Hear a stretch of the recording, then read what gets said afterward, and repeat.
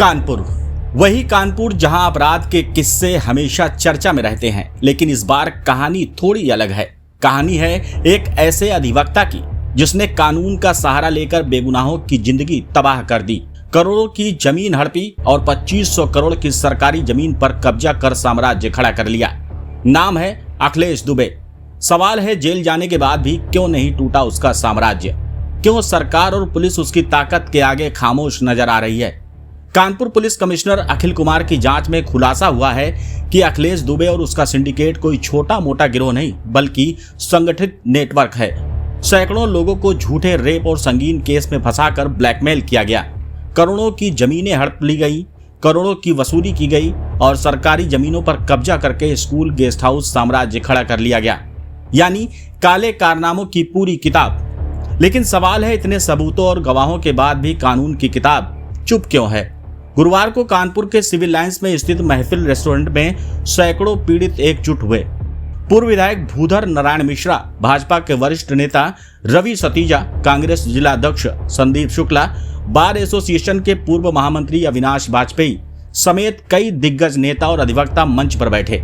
सभी ने एक सुर में कहा, हमने अब तक 50 से ज्यादा शिकायतें दी हैं, 10 मामलों की जांच भी पूरी हो चुकी है, लेकिन एफआईआर तक दर्ज नहीं हो रही।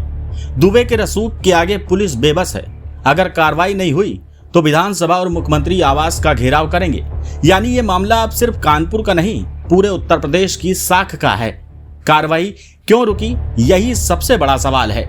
दुबे सिंडिकेट पर 52 तहरीरें आई, लेकिन एफआईआर सिर्फ 5 पर हुई। 2500 करोड़ की सरकारी जमीन पर कब्जा, लेकिन बुलडोजर खामोश है। करोड़ों की वसूली और जमीन हड़पने का आरोप, लेकिन अदालत तक चुप्पी। तो आखिर क्यों?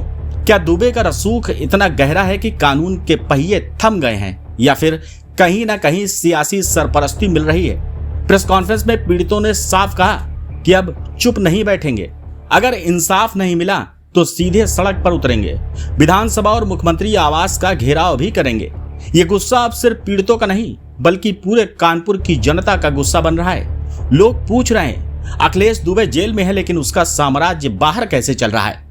और उसके कब्जे की जमीनों पर बुलडोजर क्यों नहीं चल रहा? यह कहानी केवल अखिलेश दुबे की नहीं, बल्कि सिस्टम पर उठते उस बड़े सवाल की है। जब पीड़ित एकजुट होकर आवाज उठाते हैं, सबूत पेश करते हैं, नामी नेता और वकील सामने खड़े होते हैं, तो फिर कानून खामोश क्यों है? क्या सच में अपराधी के रसूख के आगे सिस्टम बेबस हो गया है, या फिर यह खामोशी किसी बड़ी साजिश की निशानी है? यह खबर कानपुर से निकली है, लेकिन गूंज अब लखनऊ तक जाएगी और शायद दिल्ली तक भी, क्योंकि जनता अब जवाब मांग रही है, दुबे सिंडिकेट पर आखिरकार कार्रवाई क्यों रुक गई?